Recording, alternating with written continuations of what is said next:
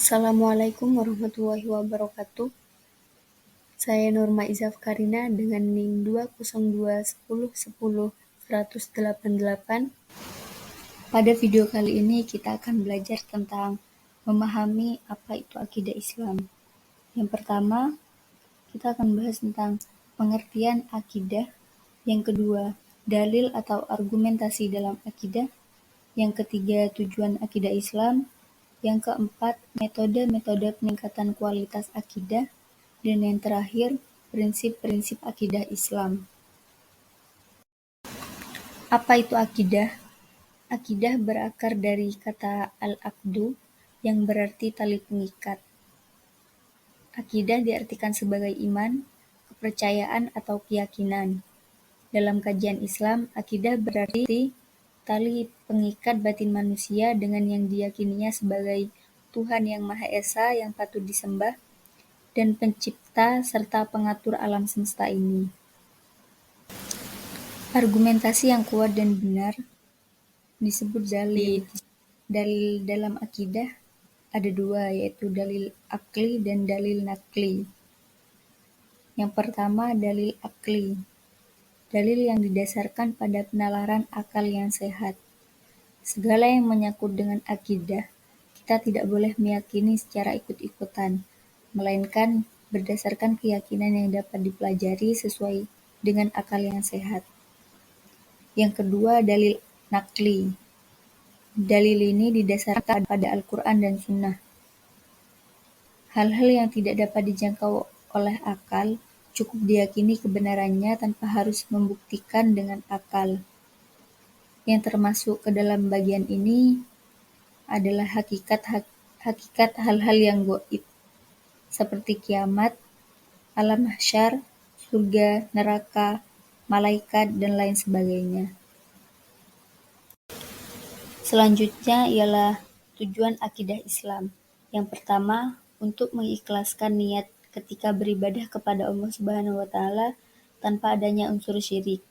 Yang kedua, membebaskan akal dan pikiran dari kegelisahan yang timbul dari kosongnya hati dari akidah.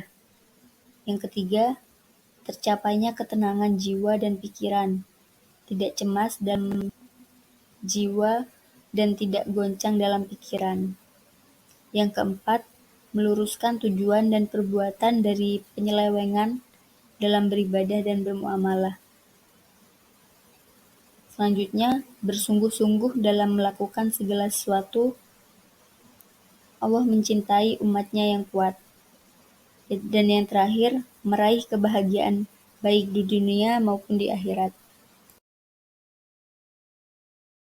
Yang keempat, metode atau cara yang bisa diterapkan dalam peningkatan kualitas akidah adalah melalui pembiasaan dan keteladanan. Pembiasaan dan keteladanan ini bisa dimulai dari keluarga. Pembiasaan hidup dengan kekuatan akidah itu harus dilakukan secara berulang-ulang atau istiqomah, agar menjadi semakin kuat keimanannya. Yang kedua, melalui pendidikan dan pengajaran. Pendidikan dan pengajaran ini dapat dilaksanakan baik dalam keluarga, masyarakat, atau lembaga pendidikan formal. Pendidikan keimanan ini memerlukan keterlibatan orang lain untuk menanamkan akidah di dalam hatinya. Yang terakhir ialah prinsip-prinsip akidah Islam.